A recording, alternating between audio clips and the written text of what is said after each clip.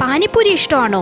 എന്നാൽ അതേപോലെ ഒന്ന് വീട്ടിലുണ്ടാക്കിയാലോ? ആദ്യം ഇതിന്റെ മസാല ഉണ്ടാക്കാം. വേവിച്ച് സ്മാഷ് ചെയ്ത് വെച്ചിരിക്കുന്ന ഉരുളക്കിഴങ്ങിലോട്ട് വേവിച്ച് വെച്ചിരിക്കുന്ന കടലയും പൊടികളായ മുളകുപൊടി, ജീരകപ്പൊടി, ചാട്ട് മസാല, ചെറുതായി അരിഞ്ഞു വെച്ചിരിക്കുന്ന ഉള്ളി, മല്ലിയിലയും പാകത്തിന് ഉപ്പും കൂടെ ചേർത്തൊന്ന് മിക്സ് ചെയ്ത് വെക്കാം. ഇതിനു വേണ്ടി 2 തരം പാനി ഉണ്ടാക്കാം, ടീക്ക പാനിയും മീഠാ പാനിയും. ആദ്യം എരിവുള്ള വെള്ളം ഉണ്ടാക്കാം. ഇതിനു വേണ്ടിയിട്ട് 1 പിടി മല്ലിയില, പുതിനയില, പച്ചമുളക്, ഇഞ്ചിയും കൂടെ മിക്സിയിലിട്ട് നല്ലതുപോലെ ഒന്ന് അടിച്ചെടുക്കാം. ഇത് ഇതേപോലെ അരിച്ച് ഇതിനാവശ്യത്തിനുള്ള പുളിവെള്ളം, പാനിക്ക് വേണ്ടിയിട്ടുള്ള വെള്ളവും പൊടികളായ കായപ്പൊടി, മുളകുപൊടി, ജീരകപ്പൊടി, ചാട്ട് മസാല, പാകത്തിന് ഉപ്പും കൂടെ ചേർത്ത് നല്ലതുപോലെ യോജിപ്പിക്കാം.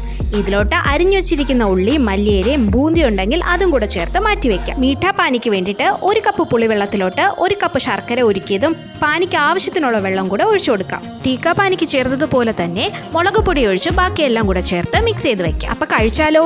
ഞാനിവിടെ ഡ്രൈ പൂരീസ് വാങ്ങിച്ച് വറുത്തെടുത്തതാണ്. സംഗതി സൂപ്പറാണ്. നിങ്ങൾ തീർച്ചയായിട്ടും ഒന്ന് ട്രൈ ചെയ്ത് നോക്കണം.